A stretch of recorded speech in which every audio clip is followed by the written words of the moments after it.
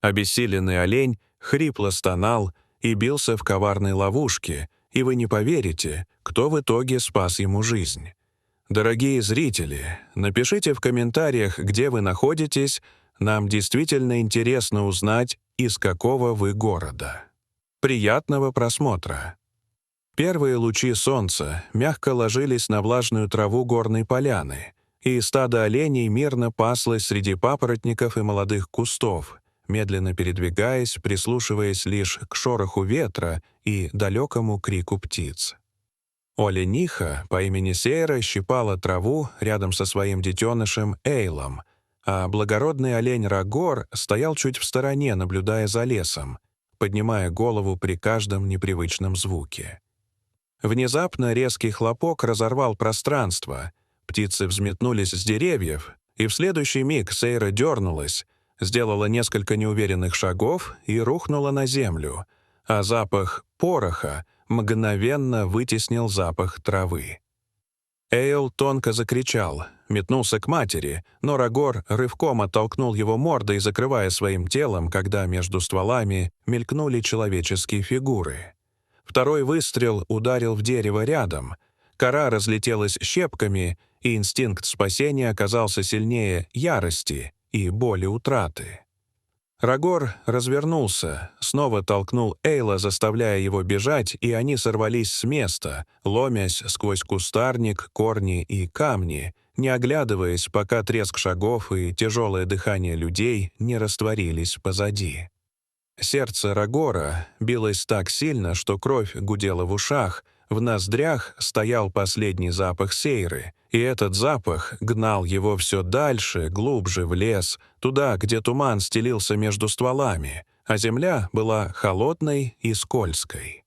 Он бежал, все время оглядываясь, выбирая узкие тропы, обучая Эйла не шуметь и не выходить на открытые места. Эйл спотыкался, сбивался с дыхания, но Рагор каждый раз замедлялся, прикрывая его своим телом, готовый в любой момент принять удар на себя. Когда они спустились в узкую ложбину, где старые сосны и ели десятилетиями тянулись друг к другу, образуя темный коридор, Рагор ускорил шаг, желая как можно быстрее миновать это место.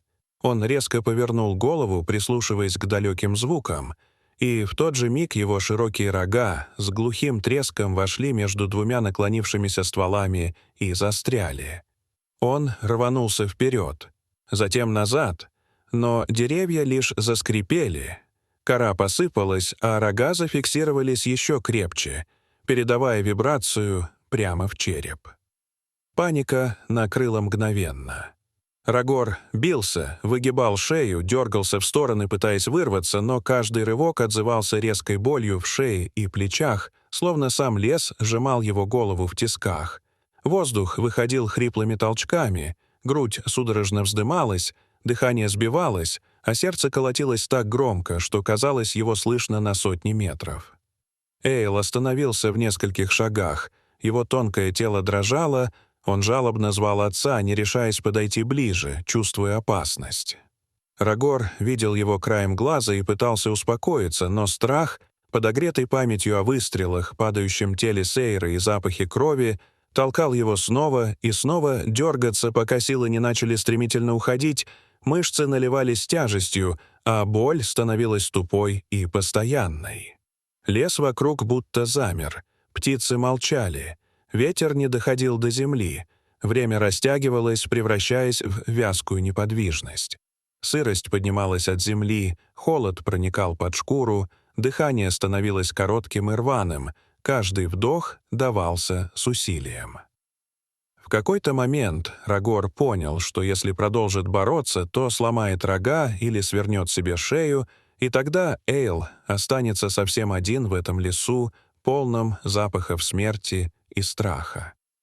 Он замер, прижав морду к холодной коре, закрыл глаза и стал дышать медленно, собирая остатки сил, позволяя телу хоть немного успокоиться. Эйл осторожно подошел ближе, ткнулся носом в отца. Его голос становился все слабее. Жажда жгла горло, и он делал несколько торопливых глотков из мутной лужицы между корнями, прежде чем снова подбежать к отцу, пытаясь дотянуться. Солнце поднималось все выше. Лучи пробивались сквозь ветви, нагревая кору и рога. Тень медленно уходила, лес начинал дышать теплом, а вместе с этим приходила усталость и опасность обезвоживания. Время тянулось, и именно тогда, когда силы почти иссякли, издалека донесся странный, чуждый этому месту звук, сначала едва слышный, затем нарастающий и гулкий. Это был шум мотора. Эйл насторожился, его уши встали торчком. Он замер, словно сомневаясь, затем развернулся и побежал к лесной дороге, выбравшись из чащи прямо к колее.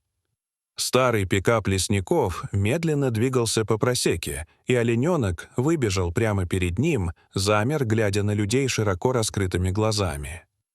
Машина резко остановилась, двери распахнулись, и когда Эйл развернулся и побежал обратно, все время оглядываясь, люди поняли, что он зовет их за собой.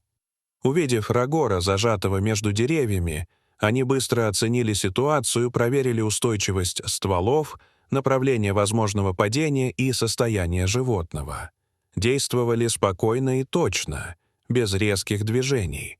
Они установили клинья, подпилили один из стволов, медленно расширяя пространство между деревьями, древесина тихо скрипела, кора осыпалась, смола выступала на свежем срезе, наполняя воздух резким хвойным запахом. Сантиметр за сантиметром давление ослабевало, пока рога, наконец, не вышли из ловушки. Рагор рухнул на землю, тяжело дыша, его дыхание было слабым, но ровным. Эйл тут же подбежал, прижался к нему, лег рядом, не отходя ни на шаг. Лесники отошли, наблюдая издалека.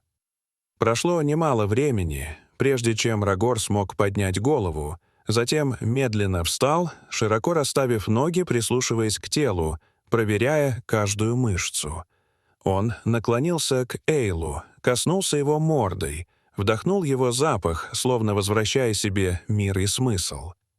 Когда дрожь в ногах утихла, они двинулись вглубь леса, сначала медленно, затем увереннее, обходя корни и камни, пока их силуэты не растворились между деревьями. Лесники еще долго стояли на месте, затем молча уехали. Лес снова стал просто лесом, ветер снова стал просто ветром, будто трагедия и спасение растворились в нем без следа. Дорогие зрители, что вы думаете об этой истории? Расскажите, пожалуйста, в комментариях. А если вам понравилось это видео, то ставьте лайк и подписывайтесь на наш канал. До свидания.